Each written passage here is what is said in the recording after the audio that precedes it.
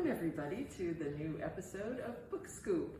Sarah, Marcia, and I are here to talk about some new books that just came out in the last few weeks. So I'm going to start.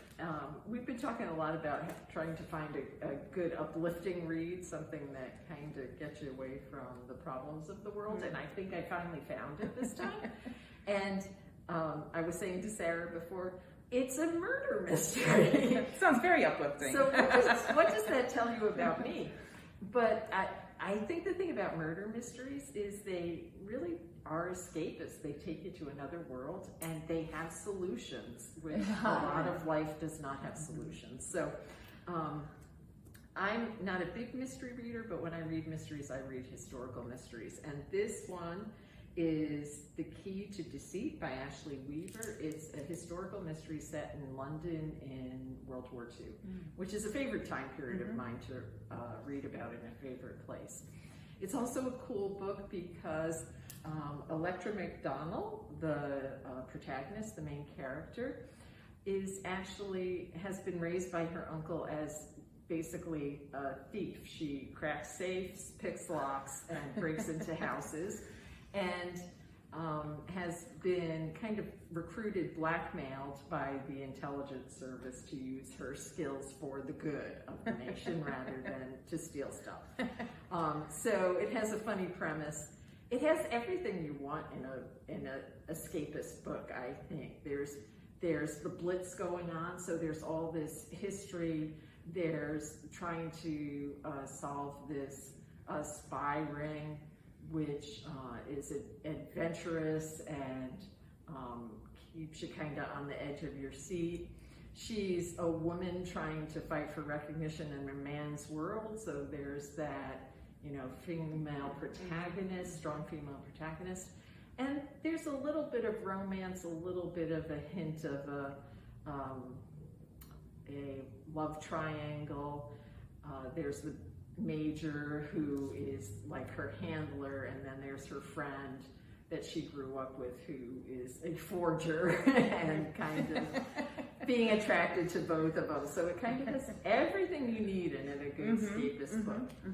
I will say it is the second in a series. I did not read the first. It made perfect sense, even though I was reading the second book within the series, but I loved it so much I'm definitely going back to read the first, and I can't wait till the next one comes out. So definitely I would check out The Key to Deceit. Just a fun read every way there is. I did read a couple other things. These are books that were on our graduation display shelf. And so quick reads, these are Congratulations, by the way, by George Sanders, which is a commencement speech he actually gave. And then there's, which is even better, Assume the Worst, the graduation speech you'll never hear, by Carl Hiaasen, which is an absolute hoot. They take about 10 minutes to read, and I don't care whether you're graduating, from kindergarten or high school or retiring from your job. Or maybe you just made the day. Or you made it through the day. Yeah. Yes, these are the books that we all need to read. Assume the Worst by Carl Hiaasen is funny and articulate, and Carl Hiaasen at his best. A little irreverent. Or maybe a lot. That makes it funny. Yes. But still with a decent message. Absolutely. And he takes all the stupid platitudes people say and tells you why they're stupid, which is really great. Congratulations, by the way, by George Saunders is like what you would expect for George Saunders, who is typically a Syracuse University professor and writes a lot of short stories. And so it's more story-ish than comedic, but similarly has a really great message. So I don't care what part of life you're in, read these two books. Very good. I read The Runaway's Diary. It is by James Patterson and Emily Raymond. And I chose it because I thought I'll pick something that I wouldn't normally read. And this is a graphic novel. It's a young adult graphic novel. And we meet the girl, Eleanor, as she's waiting for the bus. She's running away. Her sister had previously run away. Her sister was into all kinds of things, drugs and alcohol and bad boyfriends. And she ran away to Syracuse, to Seattle. And so she decides she's going to go find her. And she's been trying to get in contact with her sister, say, I'm going to meet you at the bus station, and doesn't hear from her. So she ends up going to stay with a woman she met on the bus. So some of this is slightly unrealistic and maybe not how it would actually happen, but some of it probably is exactly how things happen. So she stays with this grumpy lady who allows her to stay there and then requires her to pay $60 a month rent. She'd only gone with like $300. So she's looking all over Seattle trying to find her sister, tries a couple jobs that don't work out for her. She's only 15 years old, finds some homeless teens that she kind of befriends, or they befriend her.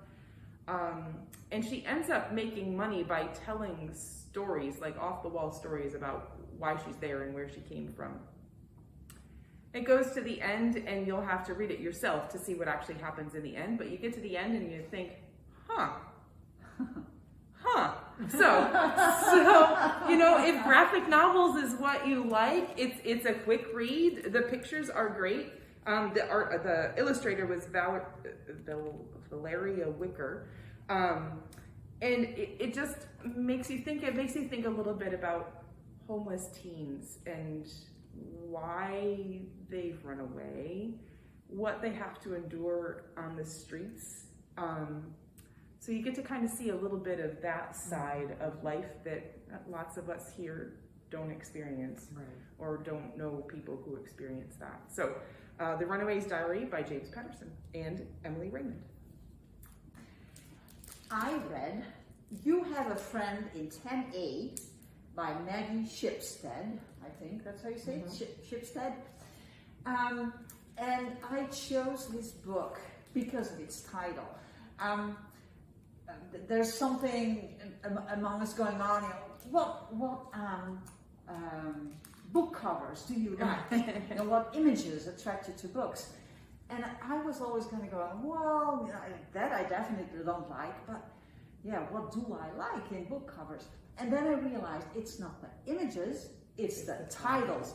Like last month I read Does My Body Offend You? Now that was a title I thought, I have to read this book. Well, when I saw this title, I thought, I have to read this book.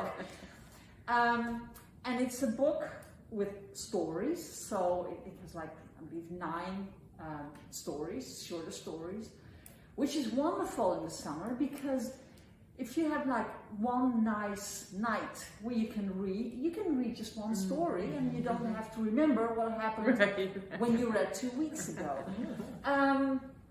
And she writes, Maggie Shipstead writes wonderful short stories. I'm a very critical reader, and I've read short stories, and usually I go, they should have made a novel out of this. This is way too many details that are not worked out. Bad story. None of them in this book are like that. They are really very good. They give a lot of background information, but they don't make you think, now why is that? She just has a wonderful way of giving you the whole image in 40 pages. That's about the length of the stories. And she, I'm not gonna tell all these stories because it'd be way too long, but at one point I started being struck by the first phrases that she uses. So I wrote down a few that I'm gonna read because they were just wonderful first phrases, and I didn't put my glasses on. So here's one. When Mr. Glenn Otterbausch hired Sandy Boone, she was 16 and so skinny that the whole of her beanpole body fit neatly inside the circle of shade cast by her hat. Well, when I read a first phrase like that, I'm going, wow, So I need to know. descriptive, Yes, right? yes. Here's a short one. Simon Orff was on his 3rd wife. And that's, I think that's just, Pulls you in. You're like, yeah, what's yeah. going on? Right. If you, once I started noticing that she just has this wonderful way of making phrases, I started slowing down and reading and actually really looking at what she writes. I think a first sentence is the most important part for me of a book. Like if that first sentence grabs you, you can put up with a lot of stuff after that. But if that first sentence doesn't, it really.